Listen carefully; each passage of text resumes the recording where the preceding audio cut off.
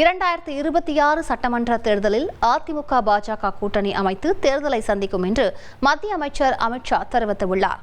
சென்னையில் அதிமுக பொதுச் செயலாளர் எடப்பாடி பழனிசாமியுடன் சேர்ந்து செய்தியாளர்களை சந்தித்த மத்திய அமைச்சர் அமித் ஷா தமிழகத்தில் கூட்டணி ஆட்சியை அதிமுக பாஜக அமைக்கும் என்று தெரிவித்தார். குறைந்தபட்ச செயல் திட்டத்தின் அடிப்படையில் கூட்டணி என தெரிவித்த அமித் ஷா கூட்டணிக்காக அதிமுக எந்த நிபந்தனையும் விதிக்கவில்லை என்றும் தெரிவித்தார்.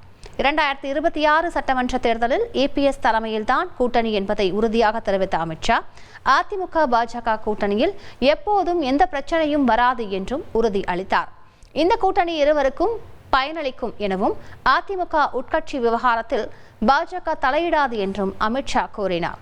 இதனிடையே அதிமுக கூட்டணிக்காக அண்ணாமலை மாற்றமா என்று செய்தியாளர்கள் எழுப்பிய கேள்விக்கு மறுப்பு தெரிவித்த அவர், அண்ணாமலை தலைவராக இருக்கும்போதுதான் அதிமுக கூட்டணி அமைத்துள்ளதாக விளக்கம் அளித்தார்.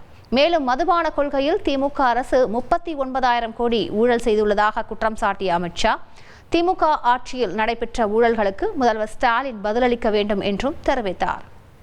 அதிமுக பாஜக கூட்டணி உறுதி செய்யப்பட்ட பின் சென்னை கிரீன்வேஸ் சாலையில் உள்ள அதிமுக பொதுச் செயலாளர் எடப்பாடி பழனிசாமி வீட்டில் மத்திய அமைச்சர் அமித் ஷாவுக்கு தேநீர் விருந்து அளிக்கப்பட்டது.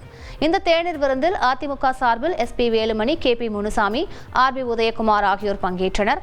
அதேபோல பாஜக சார்பில் அண்ணாமலை, நயினார் நாகேந்திரன், கரு நாகராஜன் ஆகியோர் பங்கேற்றனர்.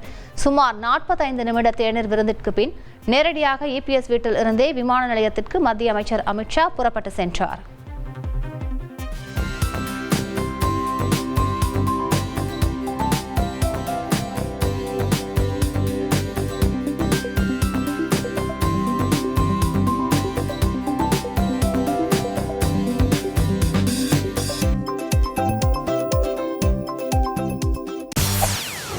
செய்திகளை உடனுக்குடன் தெரிந்து கொள்ள உடனே சப்ஸ்கிரைப் பண்ணுங்க.